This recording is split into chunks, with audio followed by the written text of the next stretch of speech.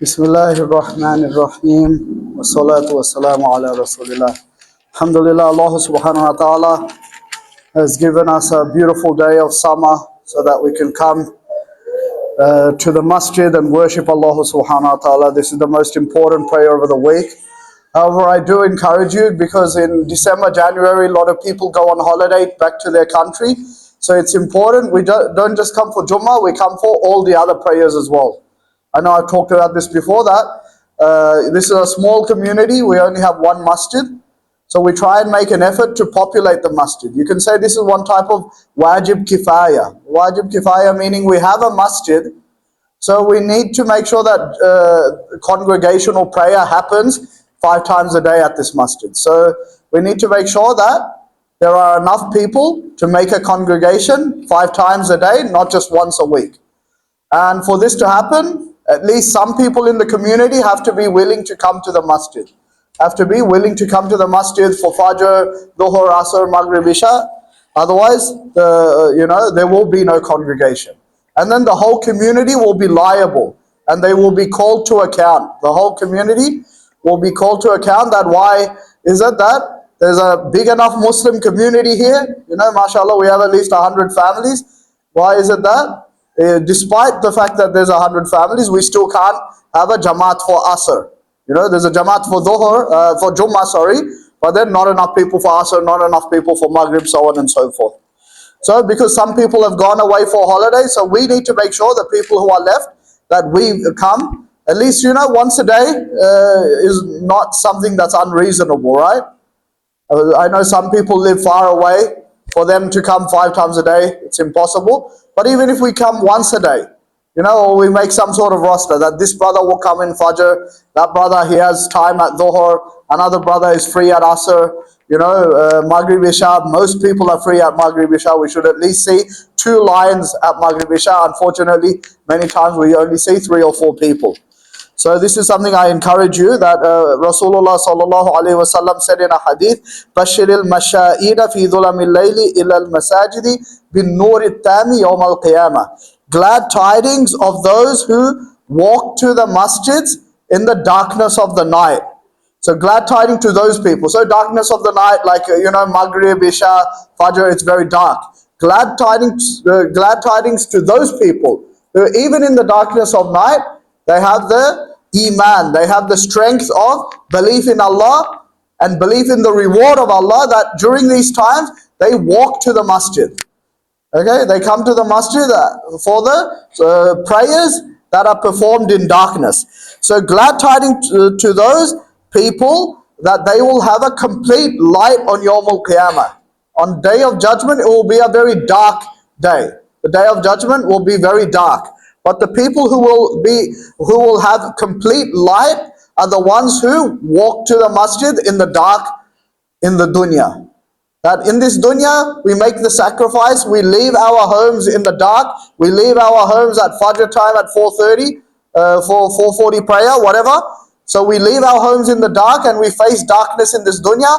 Allah subhanahu wa ta'ala will make sure that we have complete light on Yawm al-Qiyamah. On a day where most of the people, especially the evildoers, will be exposed to nothing but darkness. Okay? So, and Rasulullah sallallahu alaihi wasallam also says, "Alaykum min al-a'mali bima tutiqun." That for you, or it is advisable for you to do deeds that you are able to do, deeds that you can sustain over a long period of time, deeds that you can be consistent in. فَإِنَّ اللَّهَ لَا يَمَلُّ حَتَّى تَمَلُّ. Because Allah doesn't become bored until you become bored. In other words, some people, what they do is, especially we talked last week about, going from Jahiliyyah, repenting from our evil past, and then coming to Islam. Some people, when they're new to Islam, they feel like I need to do everything, I need to do all the good deeds. And then they get bored or they get tired, because they're doing so many good deeds. They're praying like 2 hours tahajjud and they're doing too many good deeds. But rather, we should slow down and do a little bit day by day and keep it consistent. We shouldn't do too much at once and then get bored. We should do whatever is within our ability. We do it daily with consistency. That this is the type of deed that Allah likes. Not that you do a huge deed and then you stop, but that you do a little bit day by day by day, and you keep it consistent. Now, what I'm trying to say is that, again, some people live far away from the masjid. It's hard for them to come 5 times a day. At least if everyone was to make an effort, come once a day. Some people who live close twice a day. I have some people who even come 3-4 times a day in our community. A few people. So at least we make an effort. We start with once a day. We come to the masjid at whichever time is convenient for us, whichever time is suitable. So this is the thing, that we must stay connected to our masjid. Otherwise we will all be held accountable on Yawm al-Qiyamah. We will all be held accountable and asked by Allah that we have a masjid, we have the facilities, we didn't build a masjid. It was our previous generation who are retired now. They built the masjid. It's our job to continue the a'mal of the masjid. To continue, praying 5 times a day, congregation in this masjid. That's the whole point of a masjid. Not just to pray Jummah, not just to have Islamic programs. This is not an Islamic center. Islamic center is the type of place where, okay, you'll have a program once a month or once a week. You'll have some nikah, janaza, you'll have a Jummah. This is not an Islamic center. This is a masjid, a proper masjid, where it's not just a place for events. It's a place for daily prayers, 5 times a day. So we should not let this dunya distract us from the a'mal that is pleasing to Allah, a'mal that will save us on Yawm al-Qiyamah. Because this whole world is a distraction. We're so busy, with the dunya, with making, earning wealth, that it distracts us from the akhirah. There's this one interesting thing I saw just this week, or I think it was last week. There's a famous YouTube celebrity, I'm not going to mention his name, because that's not what this lecture is about. So he's also a professional gamer, right? He does the live gaming on Twitch and all that. So one day he was gaming, and for some reason he was feeling stressed and anxious, and he's not even Muslim, but he decided, I want to listen to some Quran. And he did this live on the stream for all the listeners to hear, because he has a lot of followers. So he just went to a random chapter in the Holy Quran, and then he started playing it. But this is what, this Quran is such a miracle from Allah, that it speaks to the people, speaks to, the people who are listening to the Holy Quran. The chapter he went to, it starts like this. بَعْدَ أَعُوذُ بِاللَّهِ مِنَ الشَّيْطَانِ الرَّجِيمِ بِسْمِ اللَّهِ الرَّحْمَنِ الرَّحِيمِ أَلِفْ لَامْ مِيم. It starts with Alif Lam Ra, Tilka Ayatul Kitabi wa Qur'anim Mubin, Rubama yawaddu alladhina kafaru law kanu muslimin. Perhaps it is that one day those who disbelieve, they would have wished that they were Muslim. Okay, the Quran is speaking to this particular celebrity because he's non-Muslim, but he wants to listen to the Quran. Why? Just to calm himself down for inner peace. Because this Quran is inner peace. What did I mention last week? الَّذِينَ آمَنُوا وَتَطْمَئِنُّ قُلُوبُهُمْ بِذِكْرِ اللَّهِ. Those who believe and their hearts are content with the remembrance of Allah. أَلَا بِذِكْرِ اللَّهِ تَطْمَئِنَّ الْقُلُوبِ. تَطْمَئِنُّ الْقُلُوبِ. That, alas, indeed, through the dhikr of Allah, through the remembrance of Allah, the hearts are content. And this Quran is a dhikr. So perhaps one day it is that the ones who disbelieve, one day they will regret and they will wish that they were Muslim. ذَرْهُمْ يَأْكُلُوا وَيَتَمَتَّعُوا. So leave them to eat and enjoy. These people, celebrities, YouTube, they just promote a life of hedonism. Hedonism meaning just maximizing pleasure. Or life is all about pleasure. Do whatever feels good. YOLO is a saying that they used to use in my generation. You only live once. So do what pleases you. No, as a Muslim, we are the slaves of Allah. So we do that which pleases Allah. So that's why Allah subhanahu wa ta'ala says in the Holy Quran, leave them to eat and enjoy. وَيُلْهِهِمُ الْأَمَلِ. Their hopes, their desires distract them. They have a hope, a desire that I'll become rich, I'll become famous, everyone will know me. فَسَوْفَ يَعْلَمُونَ. But soon they will know. This is a threat from Allah subhanahu wa ta'ala, that these people, they will enjoy, they will eat as much as they want in this dunya, they'll have a good life, they will indulge in hedonism, just treating this life as a world full of pleasures. But soon they will know that this life was temporary. This life was temporary, and actually we shouldn't be doing the things that please our nafs, our souls, but rather we should be doing deeds that please Allah. So this is the message of the Holy Quran, and especially in these few ayat. So we need to be worried about our death. Eventually we will return to Allah subhanahu wa ta'ala. Very interesting story I heard this week as well, that a lot of people, especially in weddings, now is wedding season, they love to do dancing and music, right? This is the theme that people do in weddings. I heard a very interesting story that this one person was washing a dead person. Okay, so when he was washing the dead, she was washing the dead woman, actually, it was a Muslim woman. That Muslim woman was in a very strange position with her hand on her head and then the other hand on her hip and one leg raised. It was like a very weird position. And that mayyit, the dead person, could not be moved. Their body was stiff. Even if you try to straighten their body wouldn't become straight. So the person doing the ghusl called an expert and asked the expert, like, what can I do? This mayyit, the dead person, is not moving. I can't budge them. They're in a very weird position. I can't make their body straight. So the expert said, just rub them with a damp, warm cloth, and then that should make their body straight. And then the person doing ghusl said, I actually washed their body in warm water. That didn't work. How would, a warm cloth work? So the person washing the mayyit called the family of the mayyit and said to them, what is with this dead person that they're in such a weird position and I can't budge them. They're so stiff. And then, the family of the dead person, the mother of the girl, said that this girl, she used to love music. Some people, they always have their headphones in, always listening to music while they're in the train, while they're at work, just loved music, loved dancing. And when she passed away, she was actually at a wedding. She was at a wedding. And at this wedding, she was dancing.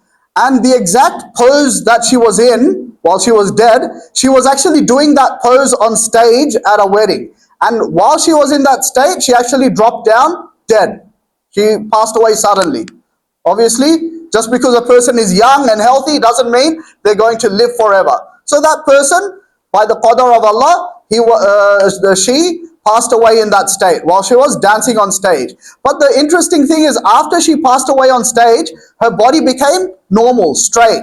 But then somewhere along the line, when they were transporting the body to be washed, the body went straight back to that position of dancing. The position of dancing that the girl was in when her ruh was taken out, her soul was taken out of her body. So now, forever, her position is a dancing position. That when the person washing the mayyit, when she washed the body, she could not move the body because the person lived their whole life dancing and singing. Now after death, their body position is in a dancing position, and it's impossible to move the body. So this is why we really need to think that in this dunya we love to enjoy, we love to indulge in our desires, but where will that lead us? Will that help us during our death? Or will that actually do the opposite, where in our death certain signs will show on our body that will be proof against us on Yawm al-Qiyamah? That on Yawm al-Qiyamah we will be risen in such a way how we used to spend our time in this dunya. We used to spend our time in this dunya dancing. On Yawm al-Qiyamah we will be raised in the position that our body was in all the time, in a dancing position. So another interesting thing, in Gaza, and I'm sure some of you have heard of this, one person, the Israeli airstrike took him out and he was about to pass away. So the people around him, they were strangers. They said, recite the kalima, before you die. You're going to die, so recite the kalima. And that's what he did. He recited the kalima. Later on, the mother of that child came and said, how was the state of my son as he was about to pass away? people around him said, no, don't stress. Your son recited the kalima and then passed away. So inshallah, have high hopes for your son that he will be granted mercy of Allah in the akhirah. And then the woman got shocked. She said that my son was a mute. My son was dumb. He couldn't even speak. He never spoke a single word in his life.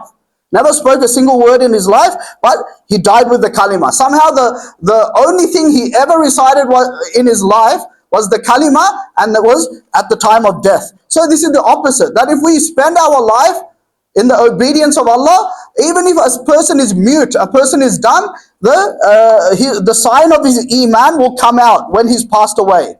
And then there was another interesting story out of Gaza, where there was an airstrike on a building, and everyone in that building passed away.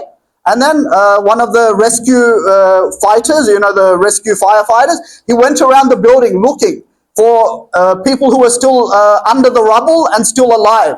And he said, everyone's dead, everyone's dead, everyone's dead. Suddenly he came across a piece of the page of the Quran. It was ripped out, of the Holy Quran. Just a little piece of the Holy Quran. And what did that ayah say? The ayah said, "Bal ahya'un walakin la tash'urun." They are alive, but you do not realize. These people, they passed away as shuhada, as martyrs. Martyrs, obviously in the worldly sense, yes, they're dead, but Allah subhanahu wa ta'ala causes them to stay alive with Allah, but you do not realize. These martyrs, they actually haven't died. They're actually still alive. They're in the sama, they're in the heavens with their Lord. So this is why the importance of dying with Iman. And dying the death of a noble person, dying the death of a martyr. And even the people in Gaza, at the moment, we know that they are being buried without ghusl. They're being buried without ghusl because the hukam according to Islam, the ruling according to Islam, if someone dies as a shaheed, you do not wash the dead body. Rather you bury him in his blood and his the stained clothes, because the clothes are stained with blood. Why? Because when he will be resurrected on Yawm al-Qiyamah, the blood that's on his body and his wounds, they will be a proof with Allah subhanahu wa ta'ala that this is how he died in this world. He died as a shaheed. He died as a martyr, and this will be a source of pride for him on Yawm al-Qiyamah. That, he will be raised on Yawm al-Qiyamah with his blood and his wounds, and he will be able to say to Allah subhanahu wa ta'ala that I died in your cause. I died whilst, preserving the deen of Allah, fighting for the deen of Allah subhanahu wa ta'ala. So may Allah subhanahu wa ta'ala give us that type of honorable death. Not a death where, we die while dancing and singing and listening to music, but an honorable death. That we all know the famous quote. I'm not going to say who mentioned this quote, but if you listen to enough news, I follow the news quite regularly with this genocide going on. But a certain person said that, he said this a long time ago, like during COVID time, he said that I don't want to die from COVID. I don't want to die from, everyone's was dying from COVID. He said, I want to die not from natural illnesses, not from heart attack, not from COVID, but I want to die the death of a shaheed. I want to die the death of a martyr. And the person who said that, a lot of people know who said it. I don't want to say it out loud, but he did die the death of a martyr. Subhanallah. Subhanallah wa bihamdihi, subhanakallahumma wa bihamdik, nashhadu an la ilaha illa anta, nastaghfiruka wa natubu ilayk.